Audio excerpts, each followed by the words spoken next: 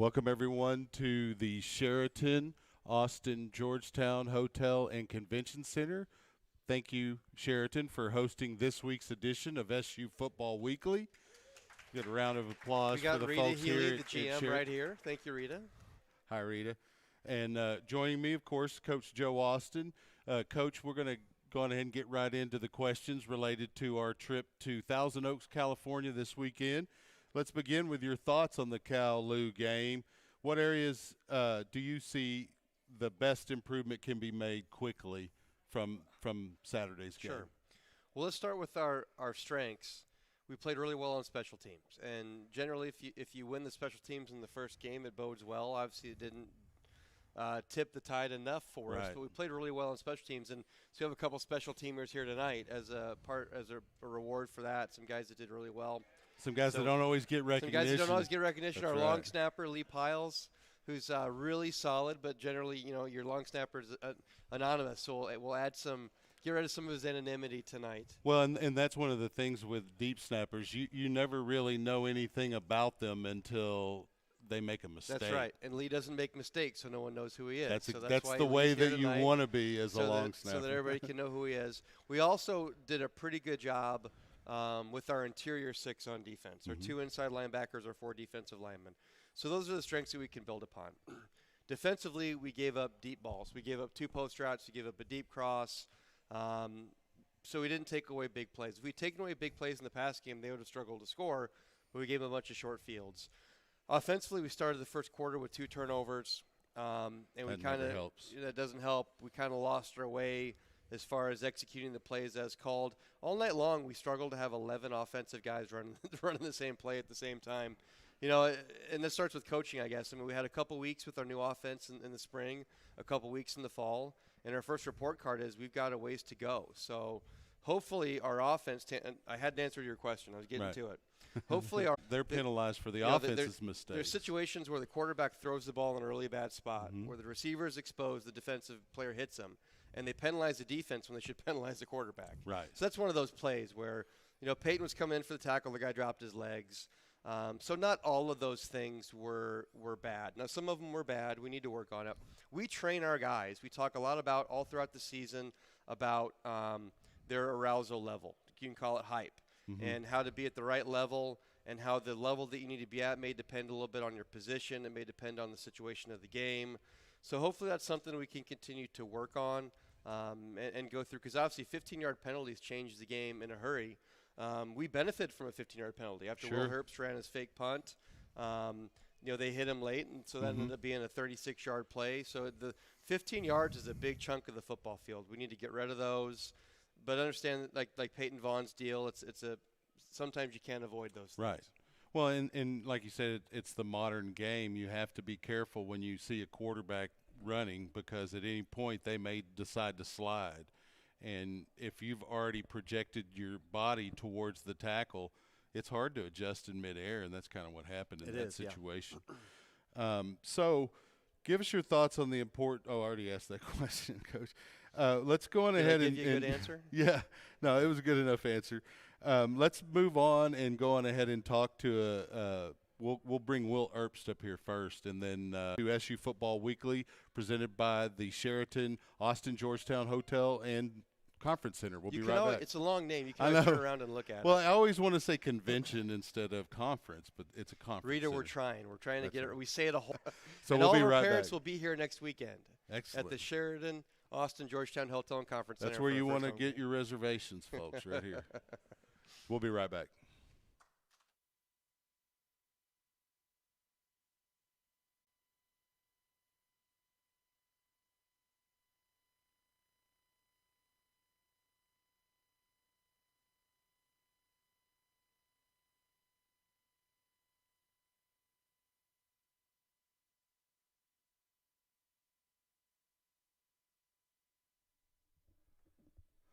Welcome back to the Sheraton Austin Georgetown Hotel and Conference Center, hosting to this week's SU Football Weekly. Joining me now is Will Erbst, the place kicker and punter for the Southwestern University Pirates. Yes, now, Will, I used to be the sideline reporter, so for those years before COVID, I would hang out along the edges of the sideline where the kickers are, kicking it into the netting. And so, I got to talk to you a few times. And one of the things that I really want to point out about Will, and really all punters credit for, are their athleticism. You've made quite a few big hits on kick returns over the years. So talk about that a little bit, how it feels to find yourself in the open field. Kicker going into the college level, and also just trusting my holder, trusting my snapper. And now with Lee, it's just a huge strength that we've had for PAT. He's accurate every single time. I know the ball's going to get there immediately. I know Coleman's going to put the ball there where I need to have it. So definitely having the snapper and the holder is just, it's a game changer as far as PAT field goal goes. And then kickers, I mean, we just do the same thing every time. We just swing our leg through it. It's mainly the snappers and the holders that make that kick really high. We'll talk about the importance of repetition, doing it over and over, because it'd be real easy to be on the sidelines and get caught up in the action of what's going on in the game and just forget to work on that motion like you guys do. It's a constant. You're constantly kicking into that net. Absolutely. It's just doing the same thing. I call it robotic. You have to be robotic with your kicking. Because if you don't and you change up a little thing, that's when you get a little hooks. Right. And that's when you get your misses. And the same thing goes with punting. Like you were talking, or you asked about that. I have to make sure my drops are completely the same every time, because if I just drop it a little bit, then it'll get an inside tilt, and then I'm going to hit it more middle whenever I want to hit it to the left more. So that's just some stuff I need to fix going forward, just so I can be perfect every time, making sure it's on the numbers, 50, 60 yards on the field. That's my goal. So just, I guess, repetition, like you're saying, it's the most important part of kicking, most important snapping and special teams in general. But well, and you've done a pretty good job over the years as well, pinning teams deep inside the red zone. That's a special skill, because oftentimes if you're punting from your own, but if you're at midfield and you're trying to pin a team deep, you could easily kick it out of bounds, too short, or into the end zone. Talk about Absolutely. how difficult that is. Yeah, I guess that's just, again, repetition. You do the same thing every time. You got to aim for that pylon if you're inside the 50. I try to make it as close to there as possible, get it out of bounds so they don't even get a chance to take it out. Or you can also do the thing where you put it super high, put it on the goal line, and they blocked him whenever they knew I was finally running. We didn't have any signal to say I was running, so it was kind of just like a scramble type of thing. But yeah, I'm glad it worked out, because I don't know if I'd be on the plane home if it didn't. You'd be taking a bus back. Now, one of the things that, the benefits of traveling with the team is you get to observe the team in non-football situations. And one of the things I noticed is that you're a bit of a leader off the field, and really on the field too. You've always been vocal on the sidelines as a kicker. You don't always see that from those special teams type positions. What motivates you to lead like that? It's just your personality? How's that work? I think it's a little bit of everything. It's personality. It's I've kind of looked at a lot of different leaders over the and I haven't really seen many special teams role models. They're kind of kick.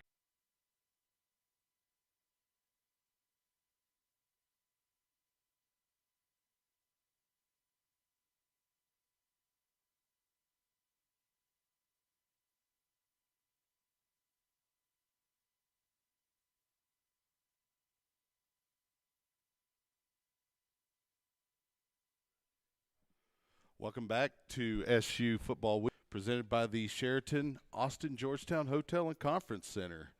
Joining me now is Lee Piles. How you doing, Lee?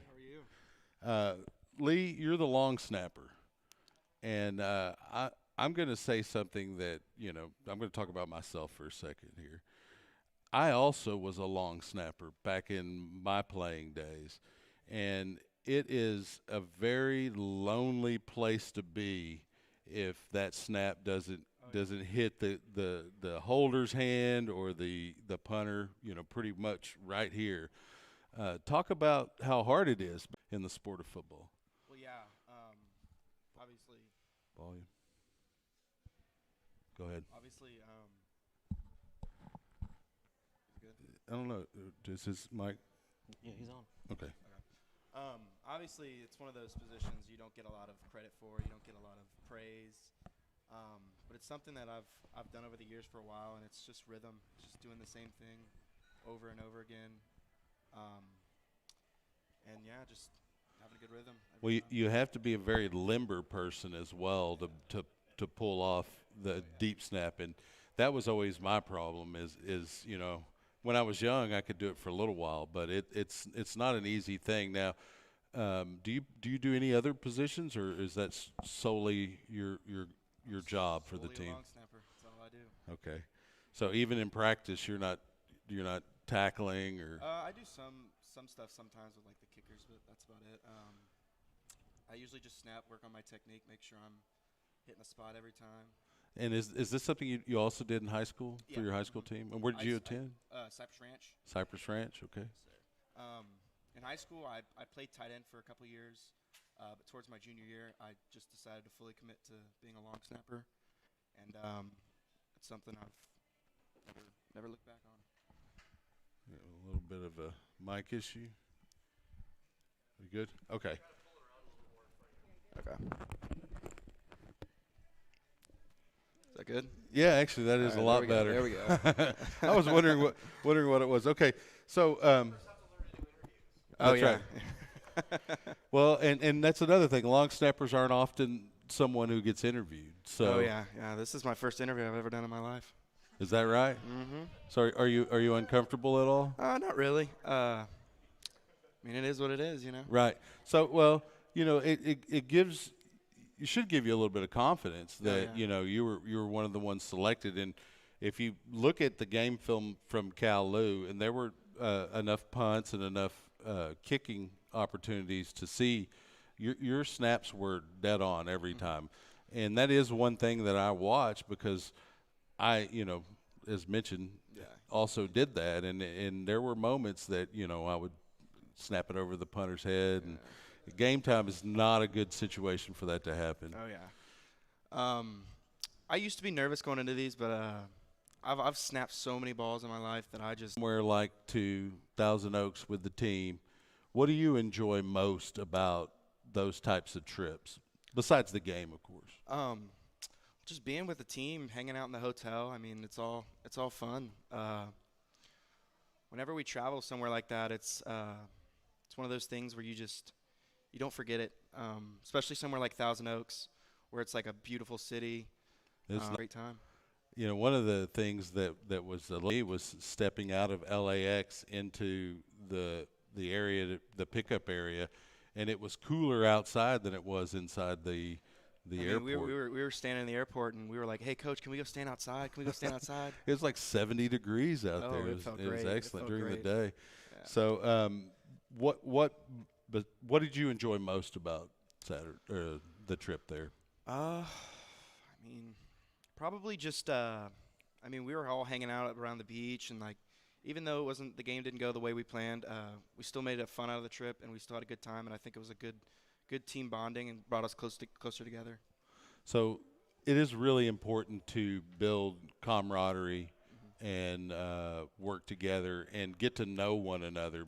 Football is a sport, as Coach mentioned, if be very successful.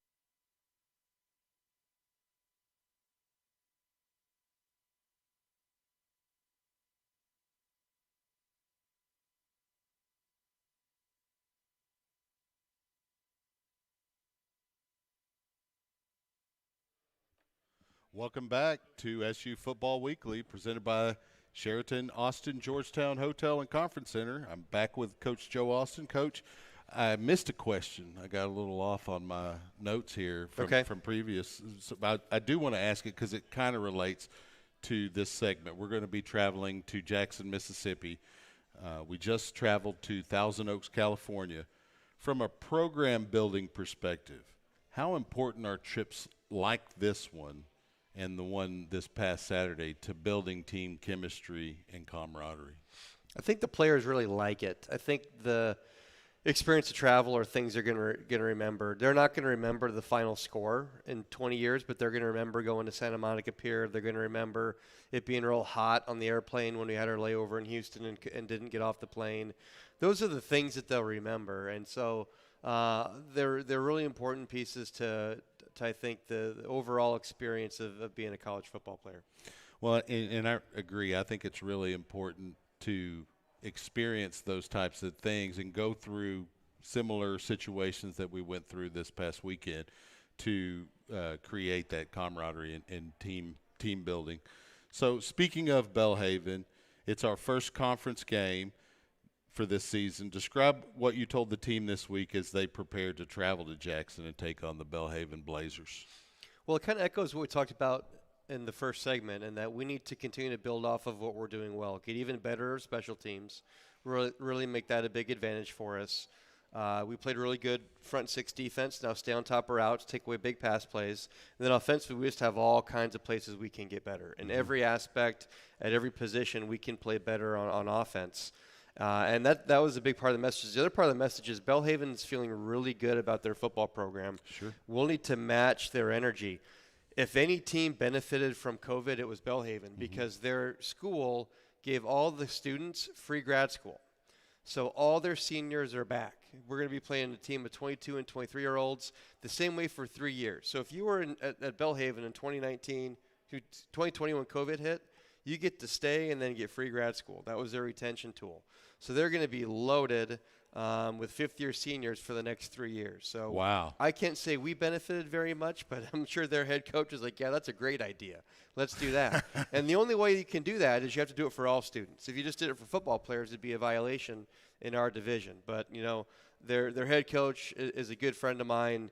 I can't begrudge him. You know, good for you. You know, right. It's like, oh, darn you. But, you know, he was excited about it. And they had their first winning season last year. Their coach came in 3-4 years ago. They'd won a few games and a few more, and then they had a winning season last spring.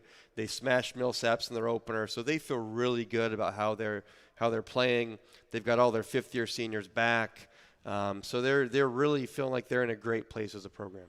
Well, and in the game last season, we had an opportunity to knock them off. They came to Georgetown. It was 14-7 going into the half, and we were lining up for a field goal to make it 14-10. That field goal was blocked and returned for a touchdown. The defense was able to hold them in the second half. Given that they're returning the full squad, as you mentioned, how important is last year's game film in preparation for Saturday? Well, they haven't changed. They've been building and playing the same offense, the same defense, same special team schemes, so they can get better and better at it. And returning their whole team, they haven't changed a thing. We saw the film from their game last week, so we know them pretty well. You mentioned last year's game. We gave up 14 on defense in the first quarter. The defense shut them out the last three quarters. They did a really fantastic job. Offensively, we got to the red zone 4 times and only got 7 points. And we gave up the block kick for their last score. We had a chance to win that football game. Yes. They're going to be a little bit better. Hopefully, we can be a little bit better because we'll have to match that. But they're definitely going to have confidence. You know, we played them. It seems like just yesterday. Yeah. And now we're going to go play them again. But again, I know they feel really good about their football team. It shows on their film.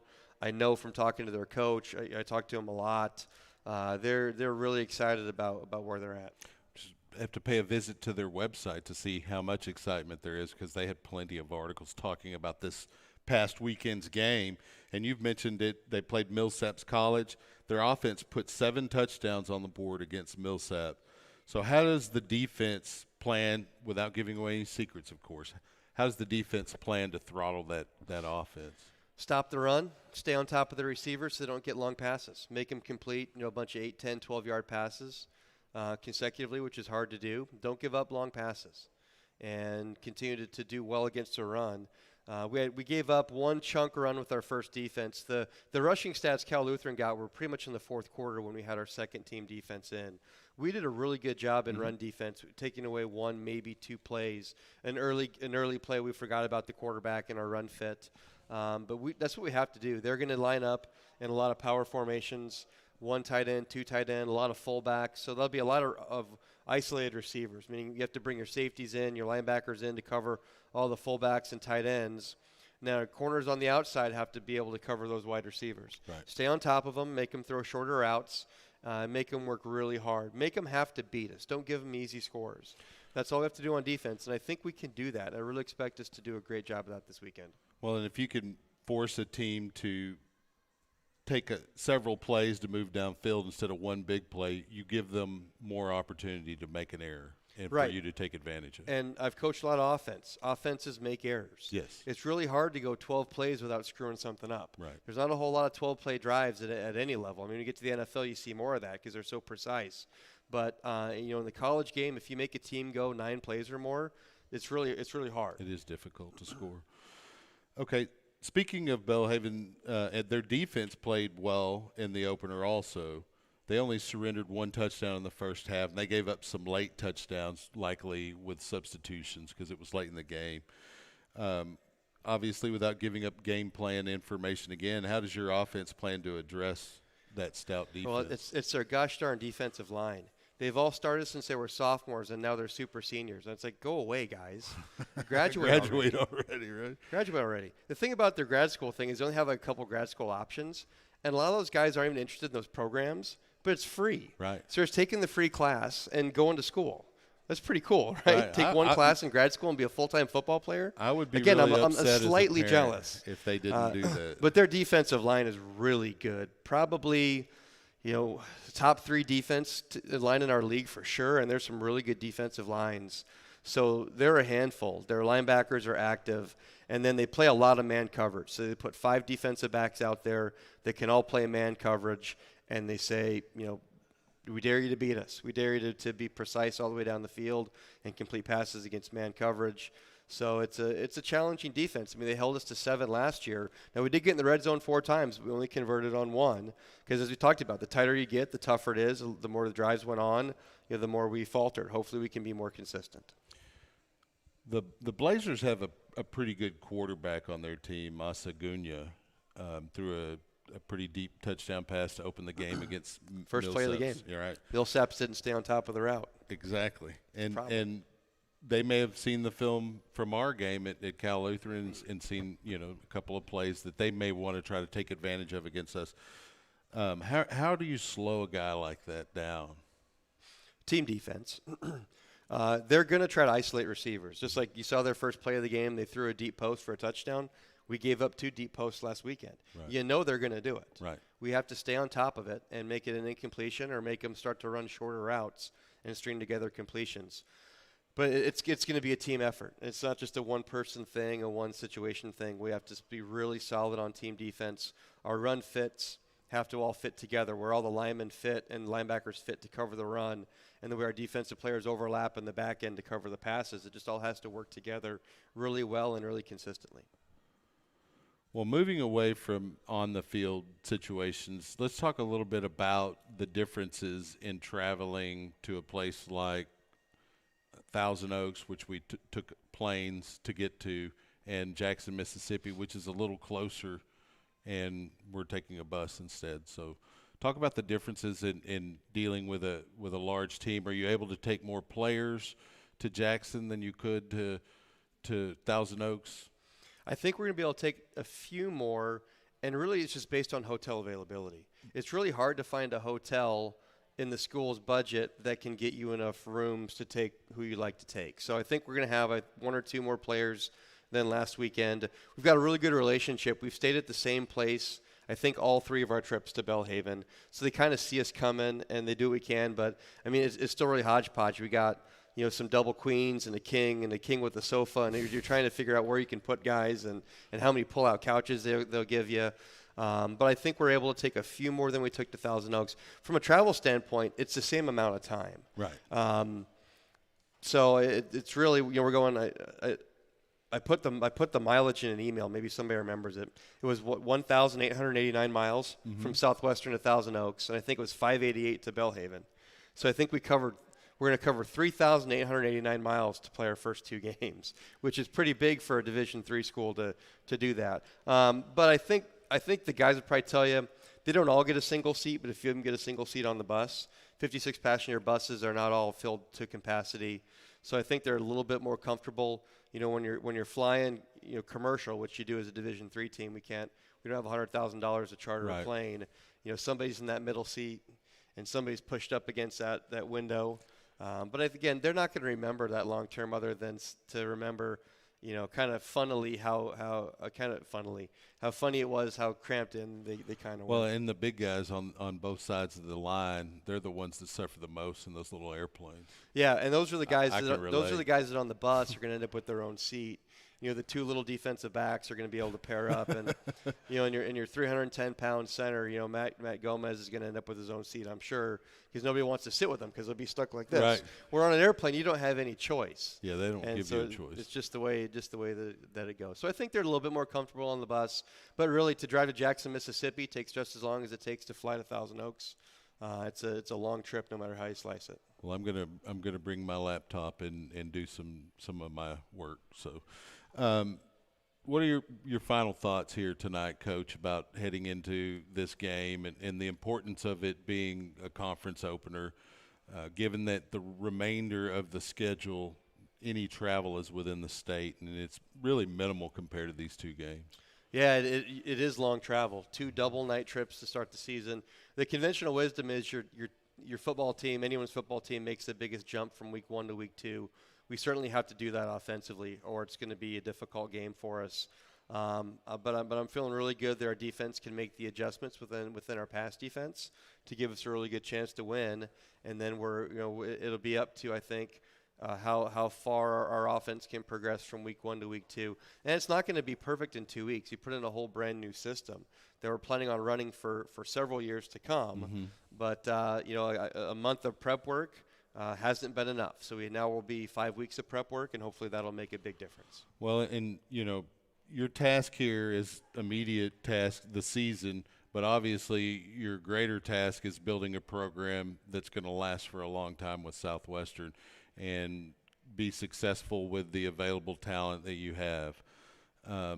Well, yeah, I didn't mean to interrupt you. We're certainly not looking past anything, right? Right. I mean, we do like our young players, and we know that we're changing conferences, and they feel like we'll be great in this new conference. But we want to do as well as we can every week. I mean, Will's back there as a senior. Will's not thinking about this as a transition year or anything, Sure. and neither are the coaches. But to your point, we are in a transition phase with our offense. But as a head coach, I'm like, I want it now. I want the Right. transition now. I want to go fast. I want to be patient, but I want things to be progressing for our team, for our seniors, for our fans, for our parents. We want the progress to be a little bit faster, and hopefully we'll show a good amount of progress this week. Well, in the last few years, the games against Belhaven have been tight, regardless of who comes out on top. So even though they have some older kids, I think at least the experienced players here at Southwestern will understand that they can compete with these guys. Oh, absolutely. It's going to be a really good game. Yeah, I think so.